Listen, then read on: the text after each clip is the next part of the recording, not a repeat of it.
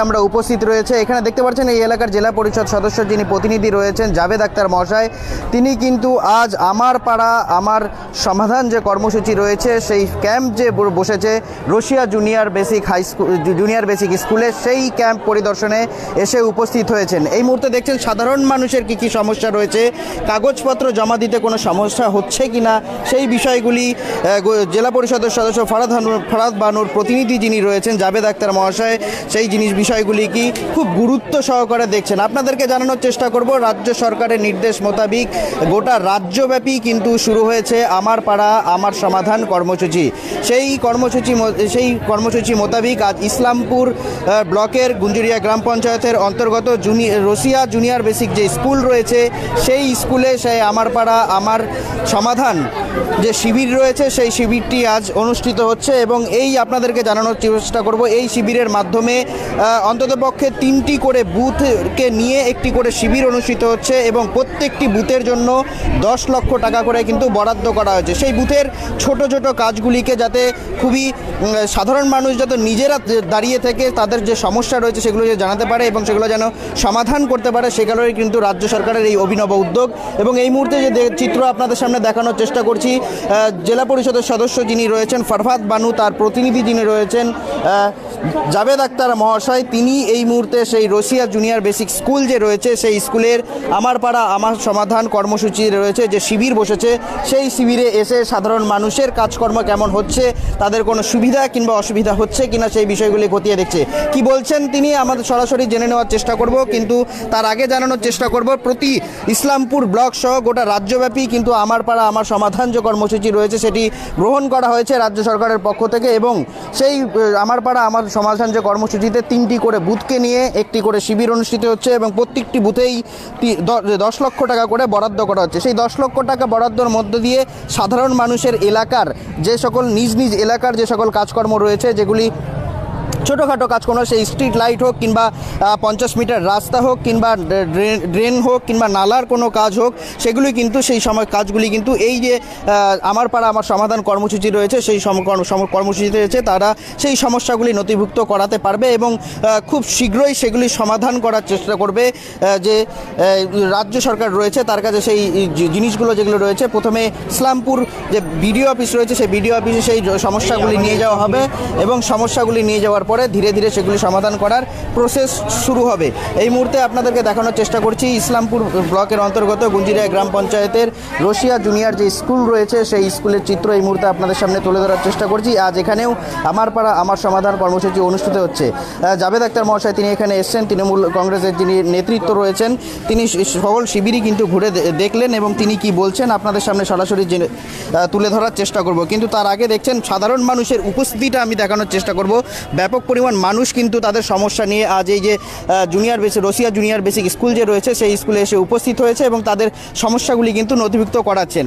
জাভেদ আক্তার মহাশয় রয়েছে, তার সাথে আমরা কথা বলার চেষ্টা করব।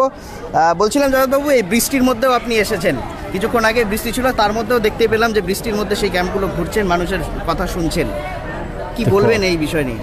আপনাদের মাধ্যমে একটা কথা বলতে চাই, বৃষ্টি হোক ঝড় বৃষ্টি হোক মানুষের পাশে থাকা উচিত। এই শিক্ষা আমাদের মাননীয় মুখ্যমন্ত্রী মমতা দিদি আমাদেরকে দিয়ে দিচ্ছে। যখন 21 জুলাইতে উনি আমাদেরকে বার্তা দিচ্ছিলেন শহীদ দিবসের উপরে, সে সময় অনেক বৃষ্টি হচ্ছিল, তারপরে উনি দাঁড়িয়ে আমাদেরকে একটা দিশা দিচ্ছিলেন, পথ দেখাচ্ছিলেন যে এইভাবে মানুষের পাশে থাকতে হবে, কাজ করতে হবে।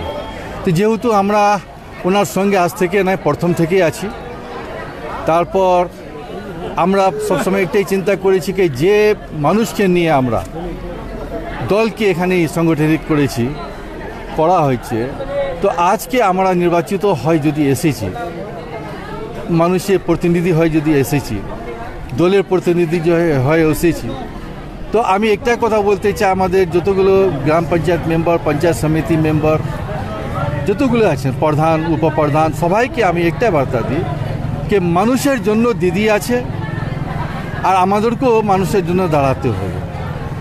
আজকে দুয়ারে সরকারের পর যে একটা ইতিহাস তৈরি করলো দিদি মাননীয় মুখ্যমন্ত্রী, পশ্চিমবঙ্গ তো নয়, আজকে সারা দেশে একটা ইতিহাস তৈরি হচ্ছে যে দুয়ারে সরকারের মাধ্যমে আমাদের মাননীয় মুখ্যমন্ত্রী যেভাবে পরিষেবা দিয়ে দিচ্ছেন প্রত্যেকটি গ্রামবাসীকে, প্রত্যেকটি এলাকাবাসীকে, অঞ্চলবাসীকে, সেরকমই উনি আবার চিন্তা করেছেন কিছু কাজগুলো উদ্ধার হয়ে গেছে, সেই কাজগুলোকে আবার করতে হবে।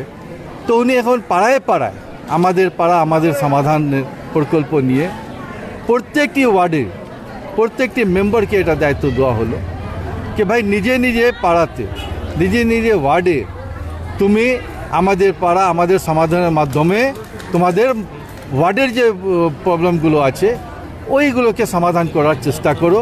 থাকলো সুবিধা দেওয়ার জন্য আমাদের দফতরের প্রত্যেকটি অফিসার স্টাফ ওই প্রকল্পের মাধ্যমে ওই জায়গায় থাকবে যেখানে ক্যাম্প করা হয়। তো আজকে গুঞ্জরিয়া গ্রাম পঞ্চায়েতের ভিতরে আমাদের জুনিয়র হাই স্কুলের মাঠে আজকে আমাদের ওয়ার্ডের দুটা ওয়ার্ডের এখানে ক্যাম্প করা হচ্ছে। আপনি দেখছেন যে প্রত্যেকটি দফতর এখানে অফিসার উপস্থিত আছেন। লক্ষ্মী ভাণ্ডার থেকে নিয়ে, শুভ সাথী থেকে নিয়ে, স্বাস্থ্য সাথী থেকে নিয়ে, কিষাণ বন্ধু থেকে নিয়ে, আপনার শুভ সাথী থেকে নিয়ে আপনি দেখেন রূপশ্রী, কন্যাশ্রী সব দফতর এখানে উপস্থিত আছেন। ফ্রি রাশনের কার্ডে কি ভুল ভ্রান্তি হচ্ছে সব কিছু ঠিকঠাক করার জন্য মাননীয় মুখ্যমন্ত্রী আপনার বাড়িতে সব সুবিধা পাঠিয়ে দিচ্ছে। এইটা নিয়ে আজকে আমাদের পাড়া আমাদের সমাধানের মাধ্যমে এখানে কাজ চলছে।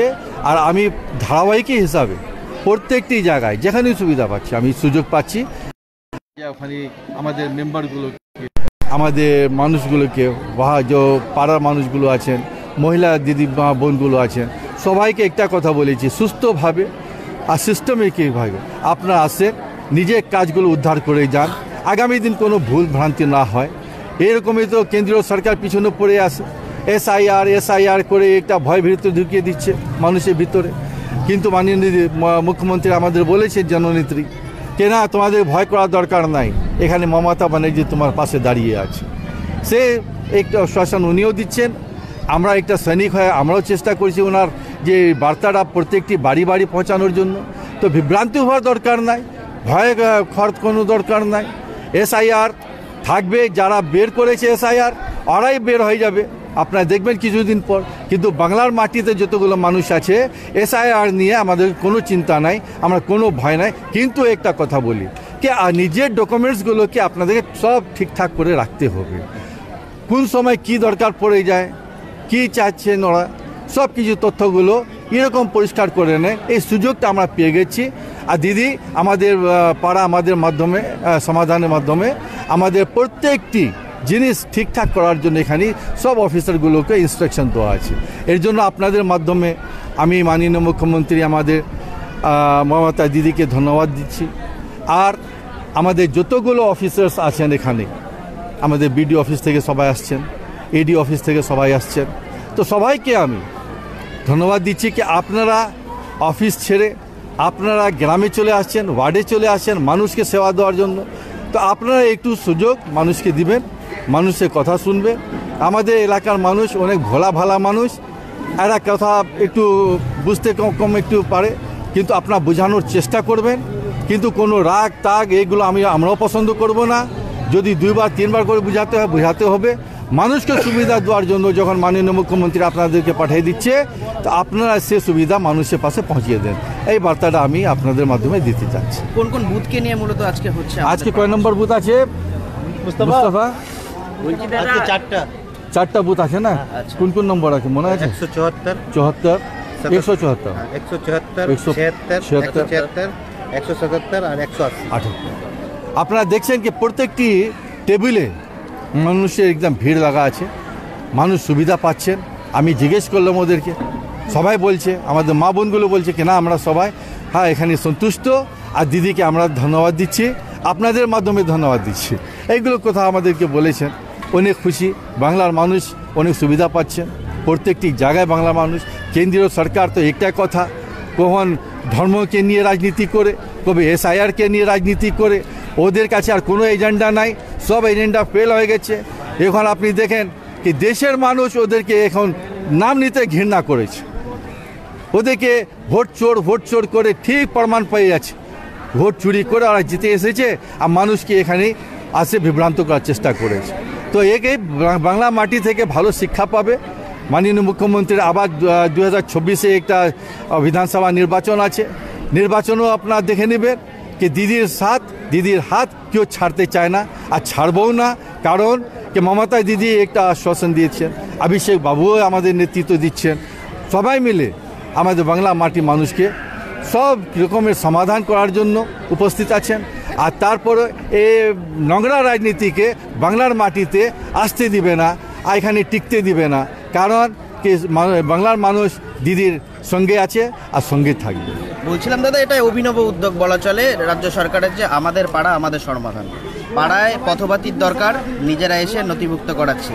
20 মিটার কিংবা 30 মিটার কিংবা 50 মিটার রাস্তার দরকার, জল নিকাশি নালার দরকার। এর আগে কোনোদিন এগুলো হয়নি। এই যে এই সরকার যে এরকম প্রকল্প, প্রথমে দুয়ারে সরকার ফ্ল্যাগশিপ প্রোগ্রাম, তারপরে এখন আমাদের পাড়া আমাদের সমাধান, কেমনভাবে দেখেন একটা কথা বলি আপনাদেরকে, কি 34 বছর বামফ্রন্টের সরকার ছিল, কিন্তু কোনো গ্রামের ভিতরে কোনো পিচ রাস্তা ছিল না, পাক্কা রাস্তা ছিল না, ঢালাই রাস্তা ছিল না, শুধু মাটির রাস্তা ছিল। 2011 থেকে মমতা দিদির মা মাটি মানুষের সরকার আসলো।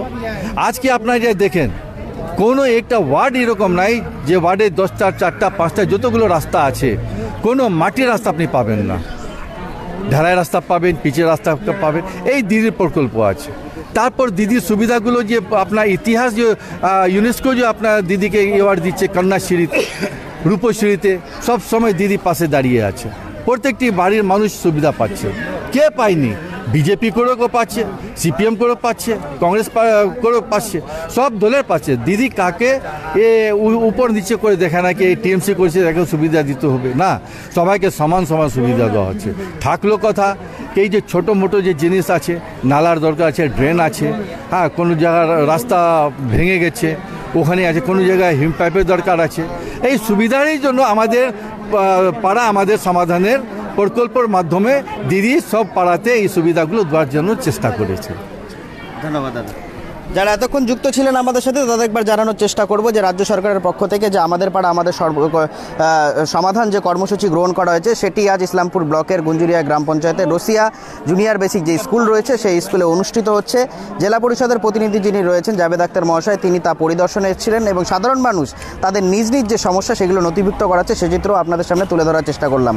যারা এতক্ষণ আমাদের সাথে যুক্ত ছিলেন অসংখ্য ধন্যবাদ। দেখতে থাকুন।